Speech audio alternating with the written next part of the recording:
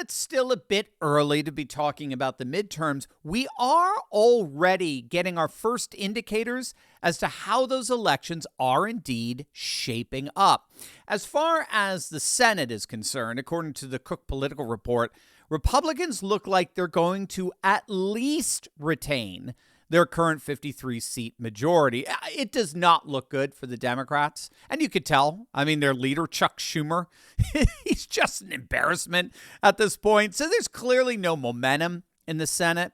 It's going to be interesting. There are two toss-up seats right now, with Georgia being one of them, and their popular governor, Brian Kemp, looks poised to run for that seat on the GOP ticket. So he's going to be hard to beat. So we may be looking at least 54 seats for the GOP in the Senate. Over in the House, according to AF Insight, the Republicans right now have an 11-seat advantage going to the midterms, with 20 seats in the undecided column. That means that if the Republicans hold on to just 40% of those undecideds, they'll have 219. That's one more than what's needed for a majority. The Cook Political Report is seeing pretty much the same thing. They have the GOP at 212 seats, with the Democrats at 205, with 18 toss-up. Now, if you don't know, there are three main indicators for how a midterm election is going to play itself out. These are the predictive indicators that we're going to be keeping a very close eye on this channel. Right track, wrong track polls, presidential approval, and voter registration trends. These are the three most predictive indicators for how a midterm plays itself out. And again, even though it's early, already we're beginning to see that all three of these trends are moving decisively in the direction of the GOP. So take, for example, the latest right track, wrong track polls. According to Quantum Insights, 50% of the country believes we as a nation are finally on the right track. That is a near 20-point swing to the Trump era from the Biden era. It's pretty astonishing stuff. And according to Mark Mitchell of Rasmussen, for the first time in over 20 years of polling, right track exceeds wrong track in their daily polling, which then leads, of course, to presidential approval. And again, according to Mark Mitchell and others, Trump has simply never, and again, we're talking never at any point in his two terms, ever been stronger than he is right now. And keep in mind, Trump made history back in 2018 when he was only the fifth incumbent ever to see seats for his own party gain in the Senate. We actually gained seats in the Senate in the 2018 midterms, while the Republicans lost control, but barely, of the House. But the key calculus here is that according to Gallup polling, if a president is underwater, if the president is under, say, 45% approval, their party tends to lose upwards of about 30 seats in the House. So it's very important that President Trump maintain these high approval ratings. And thus far, now 7 weeks into his presidency, he has done just that. Again, beware of the fabricated polls from outlets that told you for months that Kamala Harris was going to be your next president, right? The Ann Seltzers of the world who predicted that Kamala would win Iowa by 3. I think she was just off by like 16. Pay no attention to those pollsters. Make sure to smack that bell and subscribe button, because we know on this channel exactly which pollsters were the most accurate in 2024, and that's all you're going to get here on this channel. So we've got right track, wrong track polling. We've got presidential approval, both of which right now are record highs. But wait until you see these voter registration trends. I mean, they're the real magic here. This is going to absolutely blow you away. But first, gang, Joe Rogan's known for his MMA fighting, being in extremely good shape and doing quite well health-wise at 57. One of the supplements that he's talked about of late is GLP-1. The story of that is, since you like animals and the natural world, a guy down in South America was looking at Gila monsters, and he realized they don't have to eat very often. I wonder if they're hungry all the time or not. Turns out it takes their blood, isolates a peptide, which turns out to be GLP-1, puts it into other animals, and realizes it suppresses appetite. Turns out humans make GLP-1. GLP-1 is stimulated by yerba mate tea. What does it do in the hypothalamus? It suppresses hunger by way of, there's a particular brain arcuate pathway, blah, blah, blah. But it also affects the mechanosensors of the gut so that you feel like your gut's full. Now, isn't that amazing? I mean, think about it.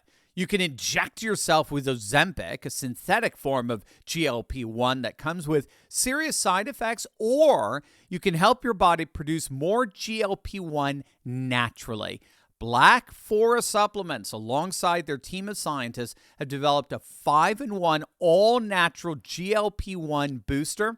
Unlike Ozempic, this GLP-1 booster supports weight loss without affecting bone density or causing muscle loss. It includes natural ingredients that suppress appetite, increase calorie burning, and promote effective weight management. I love Black Forest Supplements. I take them every day, and you're going to love them too. And right now, if you click on that link below, you can take advantage of their special buy two, get two free just for the next 48 hours. So don't wait. Click on that link below and get your Black Forest GLP-1 supplement today.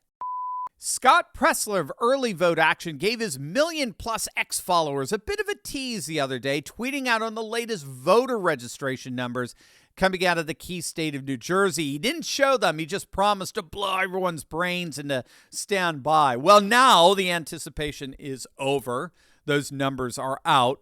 After a cleanup of their voter rolls, the GOP outnumbered the Democrats in registrations by 50,000 as of last month, a 50,000 gain. That's huge in any way you slice it, but particularly in a state like New Jersey. The Democrats have for years held a million-plus voter registration advantage, and that advantage has now officially dipped below the million mark. Now, as many of you know, Scott helped flip Pennsylvania in November through voter registration efforts, flipped it, Pennsylvania to Trump.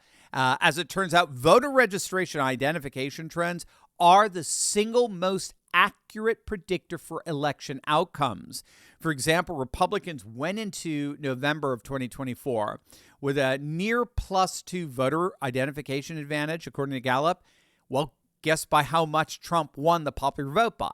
A near +2, almost identical. So voter registration trends suggest that the party affiliation that most people are registering for is the one they're going to vote for in the next election. Pretty logical stuff, and it plays out. This is why Scott was so instrumental in delivering Pennsylvania. He focused on mass voter registration efforts for the Republicans that translate into a comparable massive amount of votes for Trump. And the key here, what's so neat, is that Scott isn't just indiscriminately knocking on doors to register voters. He's going after targeted voters, right? He's going after voters who aren't registered, who would be overwhelmingly inclined to vote Republican, by the way. That's the genius of this approach. It's not just going after what we call no-prop voters, no propensity voters, those who haven't voted in the last several elections. That in and of itself would be awesome because we have data that shows that no-prop voters inordinately lean towards Trump.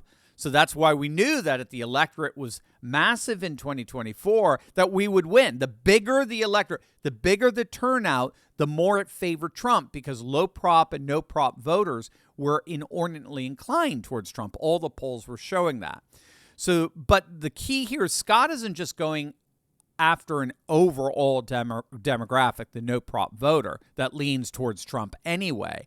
He's identifying key voters within that demographic who would lean overwhelmingly towards Trump and the GOP.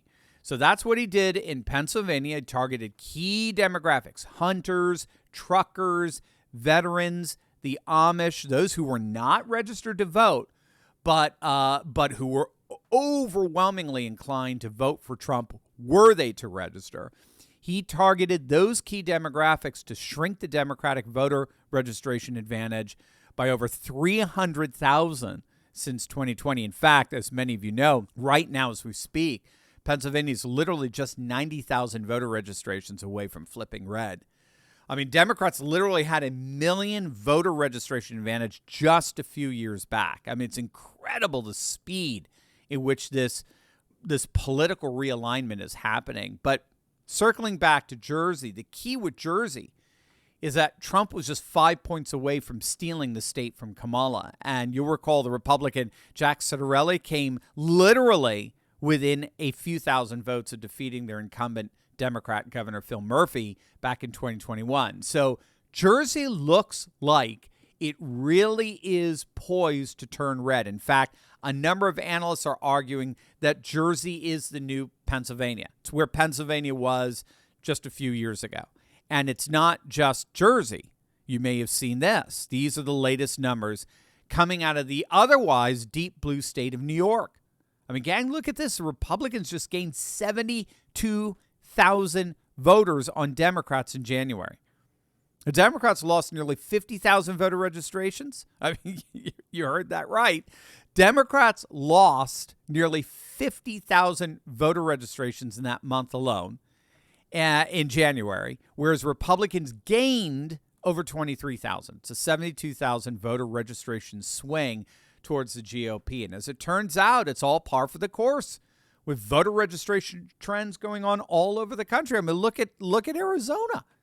In Maricopa County, they're by far their most populous county. In fact, he who wins Maricopa wins Arizona. But their Republican voter registration advantage in December was plus 6.9%. That has grown.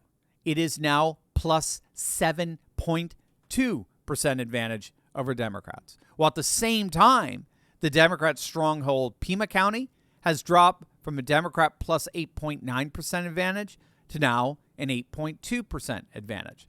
So, I mean, keep in mind, Pima had a double-digit Democrat voter registration advantage over Republicans just a couple of years back. So whether you're looking at red counties, Republican registrations are going up, or even blue counties in Arizona, Republican registrations are going up. Republicans are going up, Democrats are going down. That's the trend.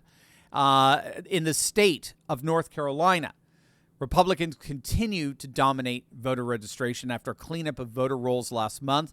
Republicans have maintained a near 53,000 voter registration advantage. Now remember, we went into 2024 with a very sizable Democrat voter registration advantage in North Carolina. North Carolina is an interesting state because it has a very sizable portion of Democrats who always vote Republican. It's very interesting. They're old school Southern Democrats. They just simply never changed their voter affiliation. Well, those days now are over. A few weeks before November 5th, North Carolina voter registrations officially flipped. North Carolina flipped red for the very first time ever in terms of voter registration. Never before have Republicans outnumbered Democrats. But again, it's all part of this extraordinary political realignment where the working class, both white and non-white, are de-aligning from the Democrats and realigning with the Republicans, particularly a new Trumpian America First Republican Party. Remember, too, that Mike Whatley, the very successful chairman of the RNC, he is from North Carolina. He's been instrumental in the political realignment that's seen a Republican supermajority form in the North Carolina legislature.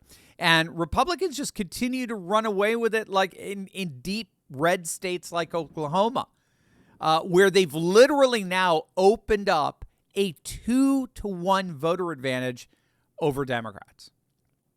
Seriously, there are 2 Republicans for every 1 Democrat all throughout the state of Oklahoma. So there you have it. The 3 major predictive indicators for midterm elections are all trending the GOP's way. And it's all just getting started. What a way to begin the midterm season. By the way, click on the link in the description below to get all these articles and tweets I reference throughout my videos emailed to you each and every day. You're going to love it. We want you to have the best resources out there to convince your family and your friends of this new MAGA super age that's rising here.